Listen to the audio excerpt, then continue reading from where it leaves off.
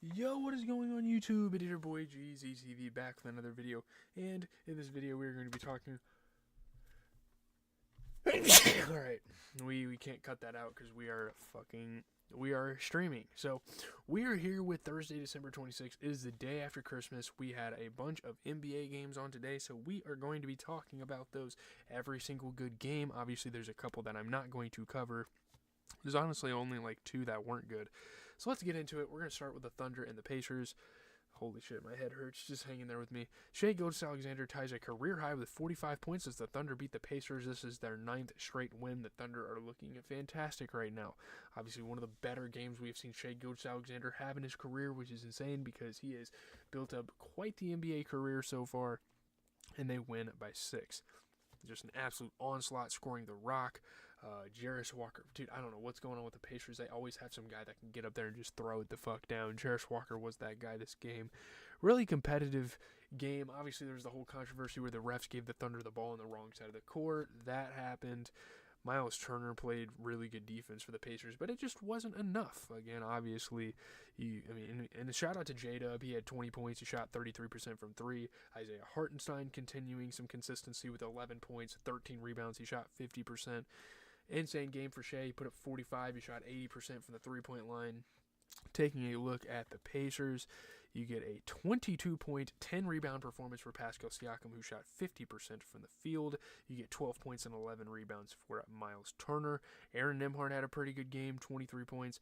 I don't know what the hell Tyrese Halliburton was doing this game. You know, he's had some bad games. He's had some slumps here and there. My goodness, dude. Terrible game for him. You know, you could have put Obi Toppin. You could have put Jarace Walker. You could have put TJ McConnell. You could have put Ben Shepherd in over him. He was just not playing basketball the right way. I don't know, dude. It sucks. You know, he has those games sometimes. And it sucks because you want him to be good. He's a fantastic player. He came out of Iowa State. Yeah, let's move on to the Heat and the Magic. One of the first of a couple of game winners that were kind of clickbaiting in the video, sorry. Tyler Hero makes a go-ahead jumper with 0.5 seconds left. The Heat beat the Magic by 1. Great win for the Heat, but man, the Magic are staying competitive without Franz and without Paulo. I think that's very impressive to watch. Tyler Hero hit a 19-foot jumper with 0.5 seconds left to give the Heat the win. Huge mid-range jumper, and man, Tyler Hero does not get enough credit. The man has been balling out this season. He has been playing great basketball. Obviously, you saw KCP get to the rim. That was awesome. Really nice competitive game with not a whole lot of star power, but it was very entertaining. Almost felt like a college game to an extent. You know, Tristan Da Silva, though, for the Magic, you got to give him credit. He's came in the rotation for guys like Paulo, for guys like Franz, and using his athleticism, he's been playing well. Obviously, Bam Adebayo played pretty decent on the defensive end. Not so well the offensive end. I will say that. This was, 20 points for Tyler Hero. He did shoot 50% from three, but not a great game for the Heat, and especially a guy like Duncan Robinson. What are we doing? You could have put anyone else in. Nikola Jovic, Kel'el Ware, Alec Burks, Terry Rozier. You have all those guys off the bench. You have those options, and you're Duncan Robinson again. It's a problem for some teams around the NBA. He is just, or no, they won. What the fuck am I talking about? Let's go to the Magic. I don't fucking know. I'm lost right now. Goga Bitadze, 10 points, 14 rebounds. You get not a great shooting night for Jalen Suggs, but he still put up 29 points. They have a guy like Trevelin Queen in there, and the fact that he's starting, and the fact that they don't have a lot of depth, again, without Franz Wagner and without Paolo Banchero, that is really going to cost them in some of these games, especially even if you have a team like the Heat that doesn't have Jimmy Butler right now, and they're going through that whole controversy. As we move on to the Hornets and the Wizards, another kind of game winner from Jordan Poole. What a fucking beast. Jordan Poole's three-pointer with 8.1 seconds left lifts the Wizards to a three-point win over the Hornets. Great three-pointer. That was fucking awesome. Just being an absolute hooper, going out there and making a move. I love watching Jordan Poole's play here on the Wizards. You know, obviously they're not successful and they're not going to be contenders necessarily, but it's still really awesome to watch. You know, icing the game. That was fantastic. Really fun game. Mark Williams got up for some oops using his length and athleticism. You know, he was dunking the ball a lot. Obviously, LaMelo Ball was making it a little tough down the stretch, hitting some tough shots. But looking at the Hornets, you get 22 points, 14 rebounds for Miles Bridges. Really good game for him. 31 points for LaMelo Ball. But again, Josh Green has been a really weak point for this team, plays a lot of minutes, doesn't really do a lot. He's not a super efficient player. Like, I'd say try out Nick Richards, maybe go big, maybe try a guy like Vicic, maybe try a guy like Tijane Salon, maybe try some of those guys that were starting when LaMelo was hurt and put them in for Josh Green, because this guy, I don't know, he's just not that great of a player for the Hornets. It doesn't seem like he's a great fit. We obviously saw him on the Mavs. He had a great playoff run with them. It's just not it right now. You look at the Wizards, you get a 25-point performance for Jordan Poole, who shot 33% from three. You get 20 points for Bilal Coulibaly, who's starting to kind of find his way around the league. Great bench performance. I don't know why he's not starting, but it worked out for him this time. Jonas Valanciunas, 14 points, 12 rebounds. I guess he's kind of on a minute restriction. He's kind of getting late in his career at this point, so I'm not really sure what's going to happen with him. He's probably going to retire in a couple of years. Like, he's big. Like, he's wearing down. But let's get into the Bulls and Hawks. Just an absolute offensive onslaught. This game was amazing. The Hawks erased a 21-point deficit by scoring 50 in the fourth quarter. I mean, this is just unheard of in other eras of basketball. And, you know, you could say it's a bad thing all you want, but it's just a great display of offense. They win by 8 over the Bulls. You get Jalen Johnson having one of the best games of his career. He played a fucking amazing monster game. They rally. They have an insane game. You know, they complete the comeback. You know, Trae Young kind of leading the charge as well, being a great leader. But shout out to Javon Carter. In the first half, he had 6 threes, and he's really what got the Bulls up. Obviously, again, in the long term, it wasn't enough, but that's still a really cool thing to celebrate. You know, random players like that just going on heat checks. I think that's kind of the beauty of the NBA in essence. Really good game here. DeAndre Hunter was hitting tough shots. You know, you get Vit Krejci hitting three-pointers. Just a really good offensive team in the Hawks. And again, I don't think they're really up to much this year. They're definitely a good basketball team. You know, let's look at the Bulls, though. You get a 23-point performance for Kobe White. You get a 37-point performance for Zach LaVine. He played really well. He shot 56%. And again, that heat check off the bench for Javon Carter, 26 points while shooting 60%. That really helped them even get up in the first place. And there's just a lot of weird rotational issues with a guy like Dalen Terry. Like, who do we even start? You have Jalen Smith, you could go big there. You have Julian Phillips, you have Torrey Craig, you have THT, even Javon Carter, you could try to play small ball. The Bulls are still kind of trying to figure out the lineup. I don't know, I guess Iota Sumu being hurt kind of affects things because it kind of throws their rotation out of whack. I'm not sure. They should have won the game regardless, but you look at the Hawks, you get a 30-point, 15-rebound game for Jalen Johnson. Again, fantastic basketball played by him. You get 27 points and 13 assists for Trae Young, obviously being a top scorer and passer in the NBA, very dual threat on the offensive end, and a good game for DeAndre Hunter off the bench. He put up 25. You know, guys like him, guys like Garrison Matthews, they have Bogdanovich, they have guys that can really get down and score off the bench, which is a great thing to see. Let's get in. We have 3 more games. We're going to start with the Nets and the Bucks. The Nets pull off a pretty impressive win here. This was pretty awesome to watch. The Nets rally late for a 6-point victory over the Bucks, who played again without Giannis Antetokounmpo and Damian Lillard. Now, obviously, if you put it that way, it's a little less impressive, but the Nets are still the Nets. They don't have Dennis Schroeder. But shout out to guys like Cam Johnson and shout out to guys like Noah Clowney really doing it on the scoring end. They rally late. They get the win. Andre Jackson Jr., man, I don't know what's up with him. He is a fucking different breed of athlete. That guy has been making some fucking plays this year. I got to give him credit. This was a really good game.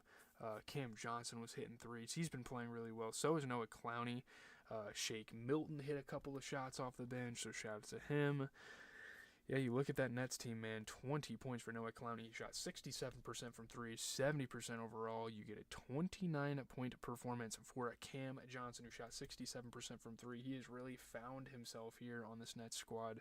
It's not leading to winning basketball, but again, you get Shake Milton, 20 points, 67% from three, 70% overall. Just guys stepping in and playing really, really good basketball here. Good win for the Nets. You look at the Bucks, you get Chris Middleton kind of getting more of a role as the season goes on, trying to recover from injury. He put up 21. He shot 50% from three. You get a 20-point performance for Brook Lopez, 80% from three, 67% overall. Obviously, not having Dame is really bad because you have a guy like Ryan Rollins in the starting lineup, and no hate towards him. Even then, I guess they could have started a guy like Torian Prince or Gary Trent Jr. or AJ Green. You know, they have a couple of those options off the bench, but yeah, obviously not having Damian Lillard is really going to affect things. As we are going to move on to the Jazz and the Trailblazers game, Scoot Henderson hit the game winner pretty much, hit his late jumper. Denny Avdia and Shaden Sharp each scored 27. The Trailblazers beat the Jazz by 2. I really like watching Shaden Sharp play, and I feel like he's very much an under-the-radar guy in this league. And Denny Avdia, I've always been a fan of him ever since he's gotten into the league. It's been great. Great scoring night for those two. Obviously, Scoot Henderson made a tie-breaking jumper with 0.1 seconds remaining, and they win by 2. Yeah, Shaden Sharp just using his athleticism, just being a scorer everywhere. Obviously, Lauri Markkanen was making it tough. He was getting to the rim and playing well. Just a good game. Isaiah Collier hit some pretty tough shots. Kamara got to the rim, all that stuff. Looking here, I mean, Lauri Markkanen put up 25. He shot 50% from 3. You get a 19-point, 11-assist game for Colin Sexton. Man, I like Walker Kessler. He's one of the best rebounders in the league, but my goodness, he cannot get it done on the offensive end. And they literally have anyone else on the bench. They have Drew Eubanks, Kyle Filipowski, they have Bryce Sensabaugh, Johnny Juzang, they have freaking Cody Williams that can score. I mean, every once in a while, you're going to have to cycle those guys in for a guy like Walker Kessler because offensively, he is a liability. And yeah, not everyone should be able to score, but dude, you got to at least be able to be a double-digit scorer to an extent, maybe make a couple of impactful buckets down the stretch, but it is what it is. You look at the Blazers, you get an 18-point, 12-rebound performance for DeAndre Ayton, being pretty consistent this season. He shot 50%. Holy fuck. 27 points for Shaden Sharp. He shot 50% from 3. So did Denny Avdia, 50% from 3 off of 27 points. That is amazing. 18 points and 10 assists as well for Scoot Henderson. Really good game. One of the better games we've seen from Scoot in a while. He shot 50% overall. This was a really good performance. Like, the team shot 51% overall from the field. That's really good stuff. Really dope offense you see from the Trailblazers. Let's move into the final game, though. We have the Pistons and the Hawks. This was an amazing game. I didn't watch too much because I kind of started watching the Bears Seahawks. We will get to that this week because, my God, what the fuck was that game? But Pistons, Kings, Jaden Ivey's 4-point play with 3 seconds left rallies the Pistons past the Kings. They win by a point, and man, the Pistons are fighting. They're competing for a possible play-in spot down the line here. Jaden Ivey converted a 4-point play with 3 seconds left. They rally. Obviously, the Sacramento Kings have been struggling recently. But yeah, what a stunning shot. What a stunning play by Jaden Ivey. He has been great this year. Obviously, Keegan Murray kind of used his athleticism to an extent. This was a really good game. Jaden Ivey, not just that 3, but just hitting tough shots all game. He's been playing great. 3-pointers, at the rim finishes. He played good. Obviously, he wasn't the greatest player out there, but he had some impactful minutes. You look at the Pistons, you get a 13-point, 10-rebound game for Jalen Duren. Another really good game for a young leader in Cade Cunningham, 33 points and 10 assists. And you get 22 points again from a very, very consistent bench player in Malik Beasley.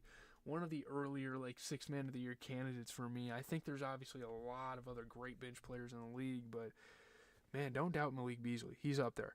You get to the Kings, you get an 11-point, 12-rebound game for Keegan Murray. You get 26 points for De'Aaron Fox. You get 20 points for Trey Lyles, but that's about it.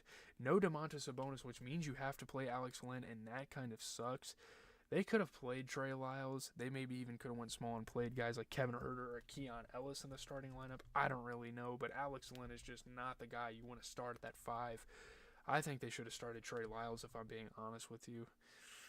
Just a way more efficient player, way more efficient performance. As we move to Friday, I kind of ended that abruptly. Just talking about some of the games. I'm really hyped for Knicks Magic. That should be a fun one.